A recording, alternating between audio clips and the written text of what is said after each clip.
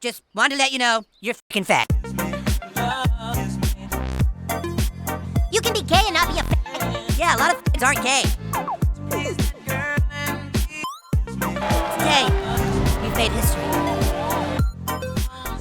Alright class, for today's class, we're going to be talking about a lesser-known South Park controversy that has recently been given a new life thanks to clips going viral on TikTok. An episode that, while not quite as controversial as some of the others we've talked about, was a unique case since Matt and Trey were making a conscious effort to start a movement of sorts. Specifically, we're going to be talking about Season 13, Episode 12, The F Word. Now, reading that title, you may be thinking, well, what could be so controversial about the F Word? This show says it all the time. Well, you see, it's not about that F word, it's about the other one. You know, the one that's not just a curse word, but rather a slur for gay people. Now, if you were here for the lecture on the episode With Apologies to Jesse Jackson, it may not come as a shock to you that this show isn't afraid to use slurs, especially for the sake of comedy and making a larger point. And of course, this episode is no exception, somehow managing to fit nearly 70 uses of the word into 22 minutes of runtime. But this episode took a completely different approach compared to something like With Apologies to Jesse Jackson. You see, while that episode was trying to make the point that non-black people can't really understand how it feels to have that word used against them and therefore shouldn't be using it, the message behind this episode was nothing like that. In fact, an argument could be made that they were encouraging people to use the word, but not because they were encouraging people to be homophobic, but rather because they wanted to change the meaning altogether. In fact, gay people aren't even the target of this episode at all. Instead, Matt and Trey thought it would be funny to take the slur originally used for gay people and make it a slur for an entirely different group of people, one that, in their mind, was far more deserving of being called derogatory names. That group, of course, being Harley Davidson riders. Now, what's interesting about this episode in particular is that despite the fact that the episode isn't usually considered to be as controversial as some of the other ones, purely based on the fact that the F slur isn't quite as controversial as something like the N-word, it was actually received a lot more negatively than that episode. You see, that one was praised by civil rights organizations because it was actually in support of their causes. This episode, however, did not receive that same acclaim from LGBT organizations. In fact, one of the largest ones in the nation outright condemned the episode. So now let's go ahead and talk about what this episode did successfully, what it didn't succeed at, and why exactly it pissed off one of the largest LGBT activist groups out there. And most importantly, we'll answer the question on everyone's mind: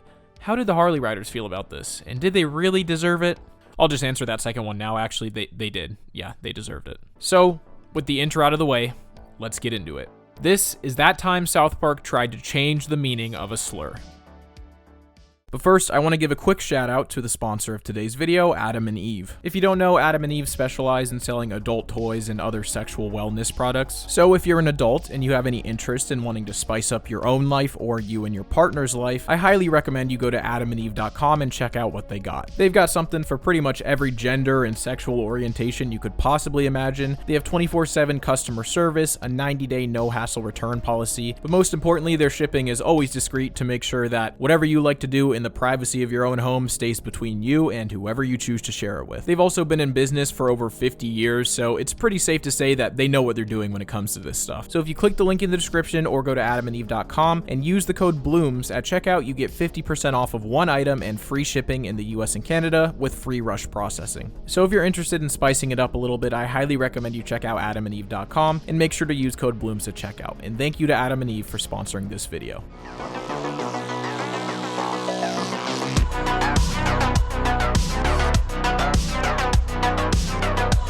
The episode opens with the boys enjoying an idyllic day off, fishing in a creek, relaxing, reading, getting along for once, truly living their best lives. But this very rare moment of peace is immediately interrupted by a bunch of dudes revving the engines of their Harley Davidson motorcycles. And of course, this isn't exclusive to the boys, as these guys ride around town ruining everyone's day by being as obnoxious as possible. Now, for those of you that aren't from the US and may not be as familiar with these motorcycles, Harley Davidsons are a classic piece of Americana, tied very deeply to American culture and production, generally associated with this sort of cool, rebellious, blue-blooded, all-American spirit. At least that's how they used to be perceived like 40 years ago. Nowadays, Harley riders are a lot more associated with baby boomers desperately attempting to cling to nostalgia from their rebellious youth by riding loud motorcycles with a bunch of other dudes doing the exact same thing. Now, the thing about Harleys, and more broadly these types of motorcycles known as choppers, is that they're widely considered pretty much inferior to every other type of motorcycle in terms of performance, handling, maintenance, convenience, comfort. Basically everything about actually owning and driving one is worse than just your typical motorcycle, which means pretty much the only reason people ever get a Harley is because they think they're cool. So it's really no surprise that these things are such a staple of American culture. They are completely impractical and unreliable, but they make you look cool and ensure that everyone within a mile radius will hear you coming. And I mean, that's the most American thing I've ever heard.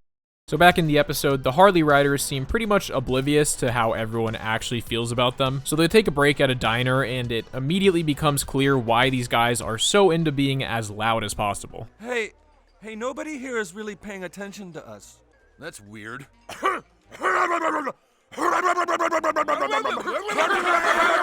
As they go to leave though, Cartman decides to shatter their egos a bit and let them know how everyone else really feels about them. Everyone realizes that people who are so needy for attention they need to dress up and be as loud as possible are you guys and 16-year-old girls. Just wanted to let you know, you're f***ing fat. The Harley riders just can't accept the fact that everyone might not think they're as cool as they think they are, and their ride through town doesn't help. They come to the conclusion that the only logical explanation for these kids thinking they're lame is the fact that they're always surrounded by loud stuff nowadays, so they just need to get louder.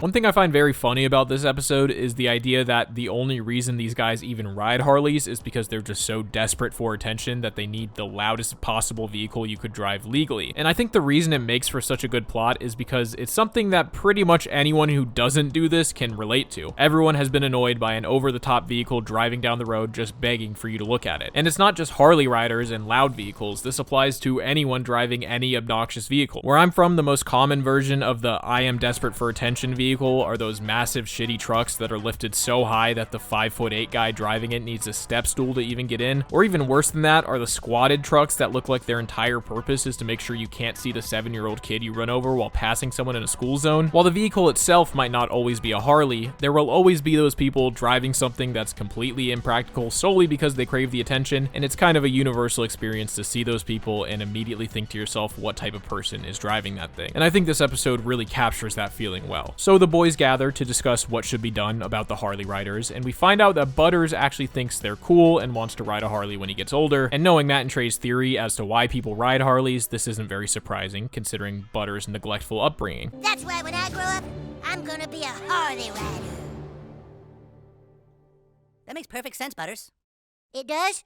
Yes, now get out of here. But the boys come up with a plan to get rid of the Harley riders, which includes Cartman crapping on all of their seats and the rest of the boys spray painting anti-biker messages all over town. Side note, but I love how this is like the most efficient and united the boys have ever been working together to get something done, and all it took was their shared desire to get rid of Harley riders. I thought that was funny. So their plan goes off without a hitch, but unfortunately Mr. Slave and Big Gay Al happen to see the spray painted messages and understandably believe it's targeted at them. So the mayor holds an assembly at school to find out who did it, and the boys proudly confess to it. They're a bit confused as to why they're making this into such a big deal though. Dude, why would we want gay people to get out of town?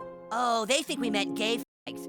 Oh, hey, that's not very nice, Mayor. Just because a person is gay doesn't mean he's a Meanwhile, the Harley riders are trying to understand why exactly they're being called this word and decide to do some research into the history of it. As it turns out, the meaning of the word has changed quite a bit over time, with it originating in the 16th century to describe an old, unpleasant woman, then later a term for someone who gathered bundles of sticks, then just a general term for any awkward bundle to be carried, and was used as an insult to the elderly, similarly to how the term baggage is used. And it wasn't until the early 1900s that it became associated with gay and transgender people. Now, just out of curiosity, I decided to do some of my own research into the term to see if they missed anything, and they pretty much nailed everything. The only thing I found that they didn't really mention is how it became associated with gay people. Now, we don't know for sure how that association was first made, but it's presumed that it originated from the fact that the term was used in a derogatory way towards old women, and because homosexuality was often seen as feminine or non-masculine, people began to associate it with gay people, similarly to the way we associate other non-masculine terms with gay people in a derogatory way, like fruity or fairy. That's really not important to this video, I just thought that was interesting. Anyways, the boys are now testifying in front of some sort of government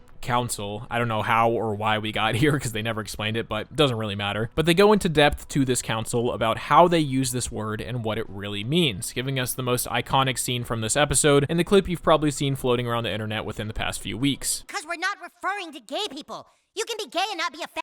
Yeah, a lot of fags aren't gay. I happen to be gay, boys. Do you think I'm a fag? Do you ride a big loud Harley and go up and down the streets ruining everyone's nice time? No. Then you're not a f***. All right, look, you're driving in your car, okay? And you're waiting to make a left at a traffic signal. And even when the light turns red, a guy in a BMW runs the red light so you can't make your left turn. What goes through your mind? Right! But you're not thinking, oh, he's a homosexual. You're thinking, oh, he's an inconsiderate douchebag like a Harley rider. What would you call a straight man who doesn't own a Harley but likes them and might buy one someday?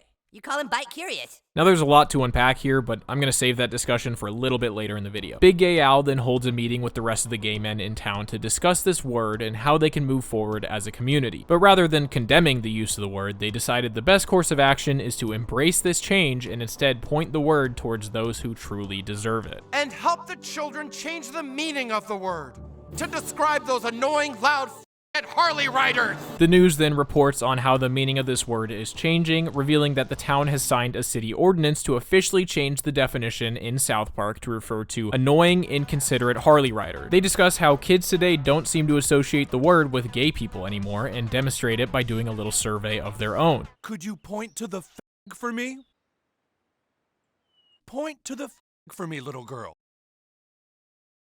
Now, when I was researching this word, I discovered this book that came out like 2 years before the release of this episode by author CJ Pascoe, who spent a year and a half observing students at a high school, and her research showed pretty much exactly what this scene shows. Young boys use this word all the time, but they're not using it to call someone gay. Instead, it's more of just a general insult that boys primarily call their friends as a way to make fun of them for not being masculine enough. They use it to assert their own masculinity over each other as sort of a bonding experience, essentially the more explicit version of calling someone a sissy. To them, the word is not based on who you're attracted to, but rather how you conform to traditional gender identities. During the study, the boys were asked if they would even use the word to insult an actual gay person, to which many of them said they wouldn't. And while it's interesting to have an actual study confirm this concept, realistically, you could just ask any boy who grew up in the US at the turn of the century and they'd tell you the exact same thing. I mean, from my own experience, just like every other boy who grew up during this time, I've had people call me that word several times, whether it was a friend who was teasing me, a dude 10 years older than me in a Black Ops 2 lobby, or someone who is genuinely trying to be mean, and never once have I thought, this guy's calling me gay. It really does have its own meaning amongst young boys. Now, obviously, I'm not saying it's okay to use that word, or that it should be okay. I'm just pointing out that it's true the majority of younger boys using this word at that time weren't associating it with gay people. So with the passing of this city ordinance, everyone in South Park gets on board and starts hurling the word at the Harley riders. But the problem still isn't solved, because some vaguely political figure appears on the TV to discuss the problem with South Park using this word. Fact of the matter is that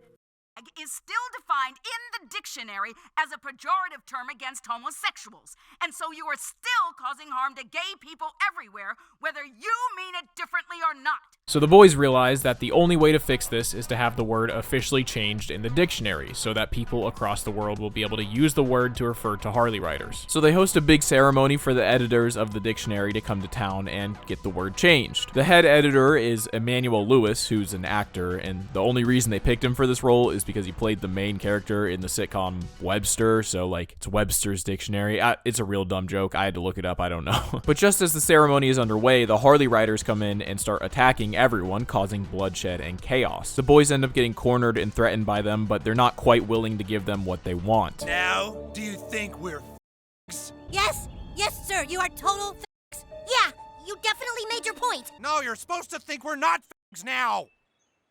But then why are you acting like such f***s? I don't understand.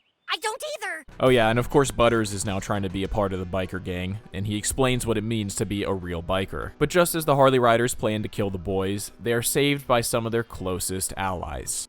You get the hell out of our town. In the end, the Harley riders finally embrace the term, and Emmanuel Lewis officially changes the definition. The episode ends on one final shot of the new definition of the word. And with that, South Park was completely successful with their attempt to change the meaning of this word. It was universally accepted from here on out. Not a single person had any issues with what this episode was trying to do, and they all lived happily ever after. Is what I would say if any of that was true, but of course this is South Park and it's never that simple.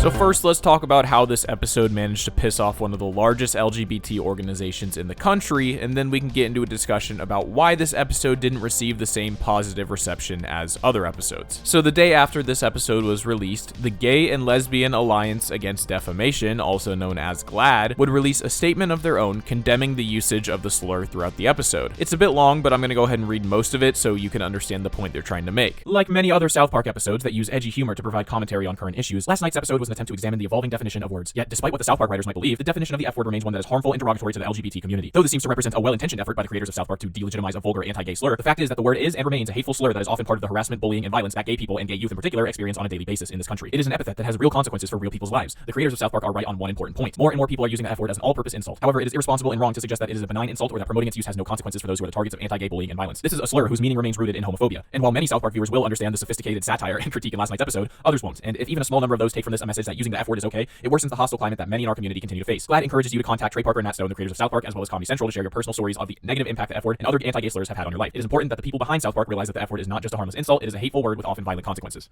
So, as you can see, they weren't too happy about this episode, believing that the normalization of this word could potentially lead to homophobia being spread, and that despite what their intentions were with this episode, the word is still considered a hateful slur, and this isn't going to change that. Fact of the matter is that is still defined in the dictionary as a pejorative term against homosexuals. And so you are still causing harm to gay people everywhere, whether you mean it differently or not. My personal favorite part of this statement is the line where they say that some viewers won't understand the sophisticated satire from the episode. Like, yeah, this is some really highbrow stuff. This is 100% going over your head unless you have like a 200 IQ. But the wildest part, for me at least, is the fact that they encourage their readers to contact Comedy Central themselves to try to pressure them into doing something about this. Like, you guys know what show this is, right? At this point, South Park had already been in some of the craziest controversies in TV history. Did you really think that sending some hate mail their way was going to change anything? Maybe they should have tried forming a terrorist organization and threatening the station. That seems to be an easy way to get Comedy Central to pull an episode. I mean, they even could have had like fun on-brand names. Something like Al-Qaeda?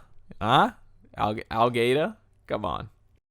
I would like to formally apologize for my previous statement. But Matt and Trey also claimed on the DVD commentary that GLAAD actually reached out to Comedy Central directly and asked that they pull the episode, to which, of course, Comedy Central refused. And despite GLAAD's issues with the episode, nothing ever came of this, and the episode would remain on TV without any issues. So while Matt and Trey never faced any actual tangible consequences for this, what I have always found interesting about this is that the sentiment GLAAD shares here is one that I've seen echoed pretty frequently online. And the reason that's interesting is because that wasn't the case at all with an episode like With Apologies to Jesse Jackson, which came out years before this one and essentially did the same thing with a different, arguably more controversial slur. So now let's really dive into what Matt and Trey's intentions were with this episode and why its point didn't go over quite as well as other episodes. Now, in terms of what this episode had to say about actual gay people themselves, it was pretty much exclusively positive towards them. The boys are super accepting of them, they make a point to distinguish between them and Harley riders, and the gays in town even end up being the heroes of the story after joining in on the movement. Now, this shouldn't come as a surprise to anyone who's a fan of South Park. I mean, the show's been supportive of gay people from literally the 4th episode of the show, back when it was still a rather unpopular opinion to have. So instead of focusing on gay people, this episode is a lot more focused on two main concepts. The idea that the definition of words and insults change over time, and the fact that obnoxious Harley riders are so annoying that they deserve a slur of their own. In the DVD commentary, Matt and Trey discussed how they found it fascinating to see how the word as an insult has changed targets several times throughout its history, and noticing how the meaning of the word had already begun to shift to represent mostly teenage boys who were calling each other lame. They thought it would be funny to try to expedite the process a bit and start a movement to redefine the word for a group of people much more deserving of the hate. And as GLAAD's statement even acknowledges, this was clearly done with good intentions. Even the critics of this episode will acknowledge that. Now, I did some research into how people who identify with the LGBTQ felt about this episode at the time of its release through Reddit and comments on news outlets covering the story, and the opinions were pretty much split 50-50. While many of them didn't like GLAAD's statement and thought the episode was good, just as many of them thought the episode was bad and approved of GLAAD's statement. So now, students, I have provided you with these opinions, and I'd like to hear what you guys have to say about it. So it is time for a bit of a Socratic seminar. You guys debate, and I will mediate. Josh, you're first. Well, the biggest criticism of the episode seems to be that it's inadvertently doing more harm than good by potentially encouraging the use of the word. Pretty much saying that even if people aren't using the word to be homophobic, the word is still associated with homophobia, and the usage of it alone is enough to spread hate. Okay, but could you find any information about whether or not that actually did happen? No, I couldn't, but that doesn't mean that it didn't happen. That just means I couldn't find anything to confirm that it did. Alright, Leslie, go ahead. I mean, I feel like GLAAD is the one inadvertently doing more harm than good. By completely condemning this idea of changing the definition, they're inadvertently just strengthening the power the word holds and ensuring that it can still be weaponized by those who want to use it in a derogatory manner. All right, very interesting. Charlie? I mean, sure, that makes sense, but who are Matt and Trey to decide to change the meaning of the word? If the gay community was on board with the idea of changing the meaning, then sure, that's totally fine, but for two straight dudes to come out and say that the word should be changed, I mean, isn't that kind of like gay people being told how they should feel about the word by people who don't understand how it could feel? Okay, very interesting. What's your name? Sean. All right, Sean, go ahead. Well, my counterpoint to that would be that the word is used far more often by teenagers who aren't associating it with gay people at all. Like, sure, you could say Matt and Trey don't know what it's like to be called that word as a gay person, but the gay people also don't know what it's like to be called that word as a straight person. Oh yeah, well, rabble. All right,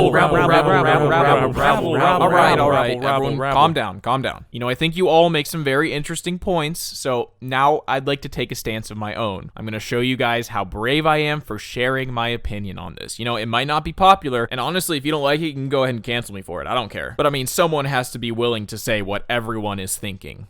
So, here it is. I think that both sides make valid points, and I have no right to tell you how you should feel about this episode. Wow, he's so brave. He always has the best insight on these topics. I can't believe he's willing to say something so controversial. His ability to point out that an issue is nuanced without adding anything meaningful is unrivaled. Now, in all seriousness, I do think that it's a pretty hilarious concept for an episode, and I do like what they were trying to say, but I don't necessarily think it's one of their strongest satirical episodes. I keep comparing it to With Apologies to Jesse Jackson because the two episodes are essentially the exact same concept, use a taboo word a bunch of times to make a point, but the reason I don't think this episode is nearly as sharp as that one is because they were trying to make two completely different points. The N-word is a much more clearly defined slur that is pretty much exclusively used to refer to one group and has a much stricter social line in terms of who can say it and who can't. And the whole point of that episode is to show why the word shouldn't be used by people that aren't a part of that group while doing that exact thing. And on the contrary, this episode focuses on a word whose usage has already developed some gray area and instead focuses on trying to shift the meaning of the word to something completely different. It's a topic that requires significantly more nuance and tact to make a similarly hard-hitting point. And while I do think it has just enough of that to make for a very funny episode, I can definitely understand why it didn't receive the same unanimously positive reception. Now, one thing a lot of you may be wondering is how successful was this campaign? Did this episode actually affect how this word was used and potentially change its meaning? And while it is difficult to find out how people started using this word following this episode, all we really have to do is look at how this word is used in the modern day to see that clearly this episode didn't really do that much. Nowadays, the word is used significantly less often than it was back then, partially due to the rise of PC culture. And with the social landscape in more recent times, it seems like the gay community has decided to put more of their effort towards reclaiming the word rather than trying to get it not associated with them at all. So nowadays, this episode is actually probably more offensive than it was back then. But if there is one thing that you should take away from this episode, it should be that the people who drive obnoxious vehicles do deserve hate. They chose that lifestyle and the consequences that come with it. And speaking of Harley riders, how did they feel about this episode? You know, I got distracted by all this controversy and social commentary that I totally forgot the biggest victims of this episode were them. I mean, the show went at them harder than most of the people they make fun of, so were they offended by this episode? Well, I did some pretty extensive research to try to answer this question, digging through old Reddit posts and even searching through the Harley-Davidson forums to try to find some answers. And through the many posts that I read discussing how they feel about this episode, I couldn't find a single person who had anything negative negative to say about it. In fact, it seems like the vast majority of Harley riders loved this episode and thought it was hilarious. So I guess for the most part, it seems like Harley riders really know how to take a joke. I mean, I think you kind of have to have some level of self-awareness if you're riding something as ridiculous as a Harley, so maybe you guys aren't so bad after all. In fact, I think the Harley riders have suffered enough. Let's free them from this constant ridicule and instead pass it along to those who are much more deserving. That's why I am officially declaring that we change South Park's meaning of the F word to refer to an extremely annoying, inconsiderate person most commonly associated with squatted or ridiculously lifted trucks. Join this movement if you want to be on the correct side of history. And now, hopefully we all know a little bit more about that time South Park tried to change the meaning of a slur.